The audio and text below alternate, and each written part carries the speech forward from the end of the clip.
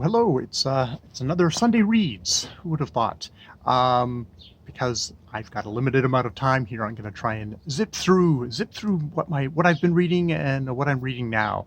Probably start off with the fact that I finished There by Tommy Orange, all centering around 12 native characters in Oakland, California, kind of intermixed with essays about sort of kind of historical essays, kind of context essays of how native peoples through the policies and attitudes of the settler colonists find themselves in the place what they are now.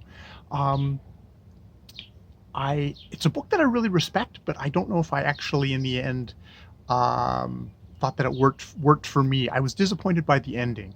It's one of these. It's centering around these 12 characters, and it's all coming to an head at a powwow, and sort of what happens at that powwow is sort of exactly what I expected was going to happen at that powwow, which I guess could be read as sort of one of these things of the inevitability of a tragedy. Um, but perhaps it's just there's a certain kind of a distance that Tommy Orange has with his characters. One of the characters is a documentarian, and you do get the sense that Orange himself is definitely someone who feels like he's doing a documentary in a way, and he's the character says like, oh, he just wants to get out of the way of the people who are telling their stories. But when you're a novelist doing fiction, I think you have to kind of inject something in there to bridge that gap. He's not. He's. These are fictional characters. They may be based on real people, but there's some kind of a disconnect there that I don't think the characters had enough, so that the end, which was it, instead of becoming an inevitable tragedy, kind of like crescendo, it was more like that happened, and it's like I didn't get the full punch to the kick to the head that I think I deserved. That anybody who is benefiting from their place in North America as a white man would be. I don't feel like I was kicked properly. Not in the way that like a nonfiction work like Thomas King's The Inconvenient Indian. That gave me a proper kicking in a way that this book didn't to me. So it wasn't hard enough on me, I guess is what I'm saying.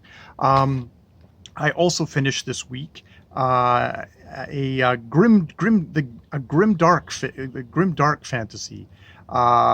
This one from 1984, The Black Company by Glen Cook. This is the first in the series, and I can see this is very much going to be the setup to this series. I'm not going to talk too much about it because I will do a review. I will do a review of this one. It is a book where, like, I think there's a thing with grimdark fantasies.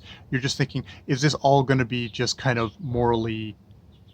amoral? Is this just all going to be amoral? Is it going to be completely amoral?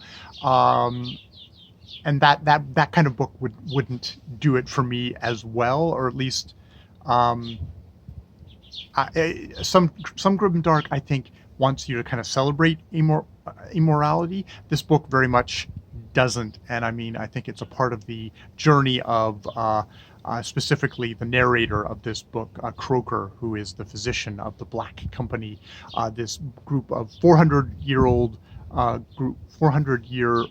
mercenary group, the Black Company, who's basically, they take the jobs where they get them. Whoever their employer is, that's who they fight for, and they don't really think about good or bad. And Croker very much starts out this book of like, yeah, both sides are equally horrible, regardless of if one side sets themselves up as heroes or not. And we get into that. And we do some questioning there, which was very satisfying by the end. I'm continuing to read A Constellation of Vital Phenomena. Dun, dun, dun, dun, dun. Now copyright strike. This will be gone. By Anthony Marra, which is a 2013 novel set in kind of the years 2004 is where we're kind of at the moment where the book opens, in Chechnya, where house is burned down, father is taken away to the landfill, which, they say he's been taken to the landfill. His daughter Hava is left.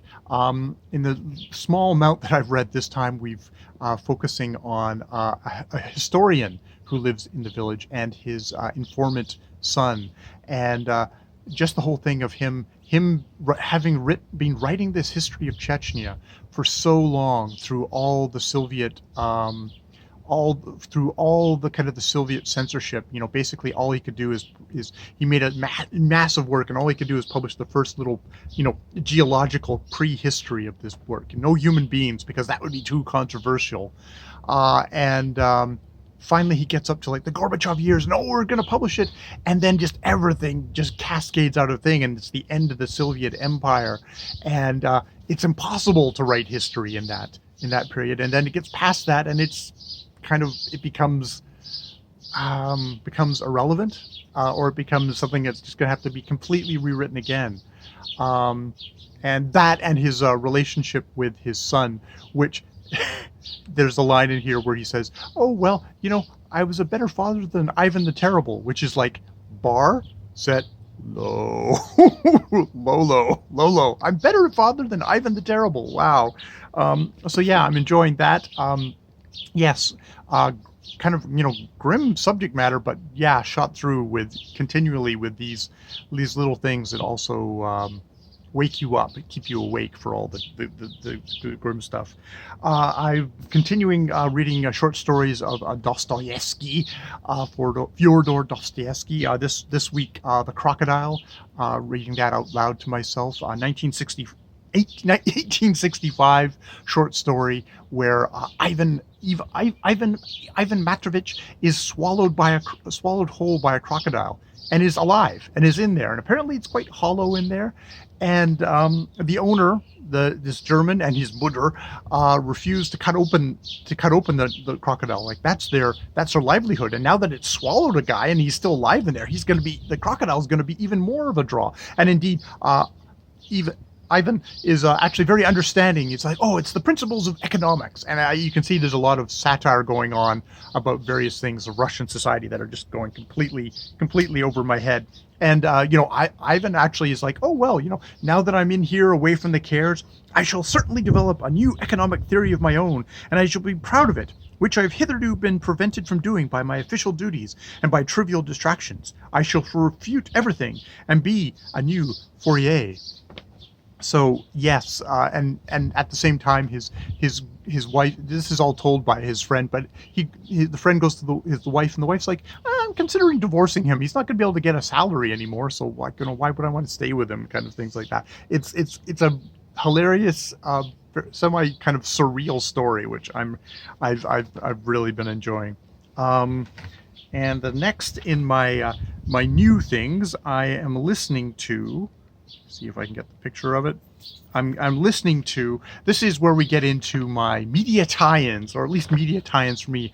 I'm listening to Axiom's End by Lindsay Ellis. Lindsay Ellis is a video essayist on YouTube, and I quite enjoyed her work. And it's like I kind of got curious about her book, and her book wasn't that expensive to actually, no, it wasn't expensive at all, because it was at my library, so I decided I'd take it out as an audiobook. It's set in a kind of an alternative 2007 United States, George Bush the younger era, where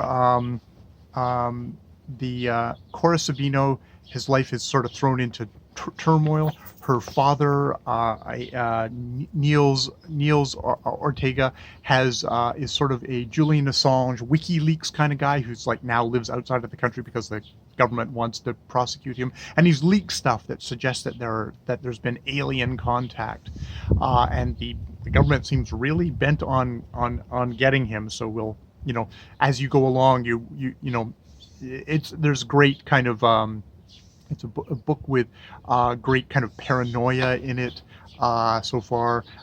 It's definitely one of these things of I think I was talking about in a review of Butterfly Lampshade by Amy Bender that, the idea of an inanimate object coming to life is like quite delightful in a children's book, but it's horrifying in real life. And that's the same thing goes with maybe encountering an alien of exactly Lindsay Ellis.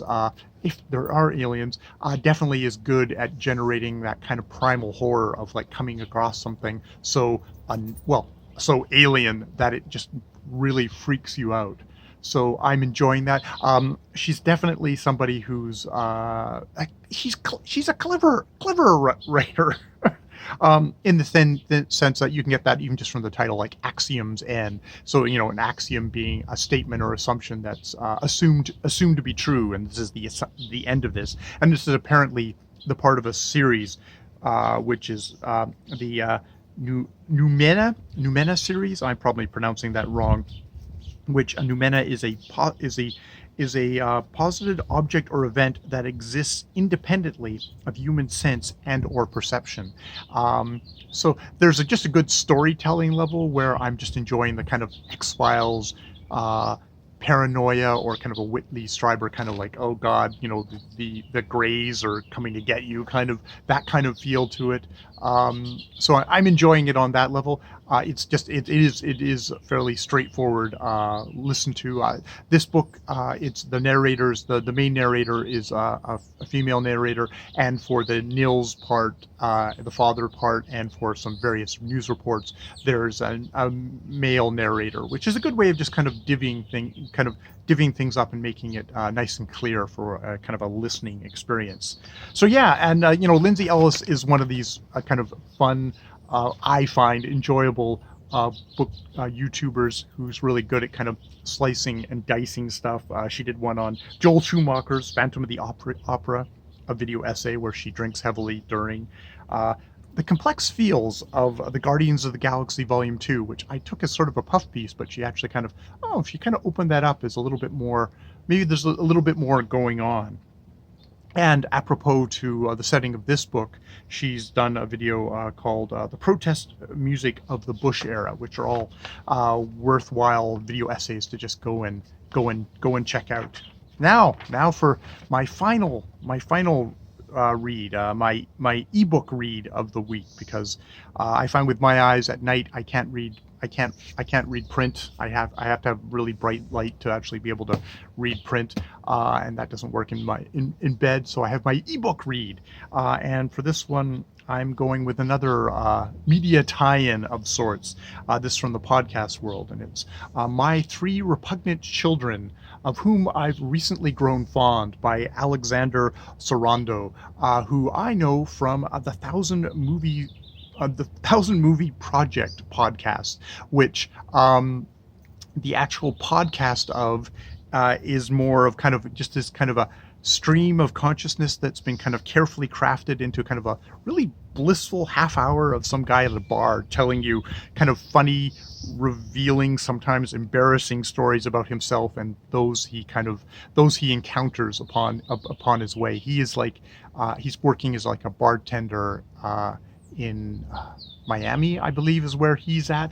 But yeah, he's just a really witty, neurotic, funny, TMI kind of guy, and I really enjoy his podcast. He also has a blog where I guess he prints stuff. People print stuff anymore? Well, I guess they do, because he's also written this book, which I will actually read you the description of, because all I've read so far is the opening little thing, which sounds very much the same voice as his monologues that he does on his podcast. But yes, so the description of my let's see if I can get to it. God damn it. Description, yeah.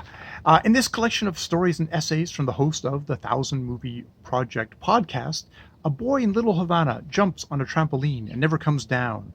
A young woman spells out something vulgar on a Ouija board and wakes up pregnant, and a blind child draws the future. A woman on her first date in a decade gets a little tipsy and pulls a bloody secret from her pocket. A firefighter discovers a trove of ancient cell phones that all start ringing at once. A tide of handwritten messages in mason jars flood a Miami shore by the thousands. Scattered with comics by the author and punctuated with reflections on dating and travel and home, My Three Repugnant Children, of whom I've recently grown fond, is a fast-moving collection that moves quickly across topics, genres, and forms. And by fast-moving, they mean it's like 99 pages. Though, if you're not a great writer, then 99 pages would be far, far too long and would be slow-moving. So here's hoping that it is a fast-moving something in the flavor of his podcast. But yeah, so two very much media tie-ins for my last two reads. I figure My Three Repugnant Children will be a nice balance with the Constellation of Vital Phenomenon, which I've been very slowly reading, and I hopefully am going to pick up the pace this week. So I can report it about my halfway mark or whatever when I get back to you next Sunday reads. We shall see. All right, more videos later.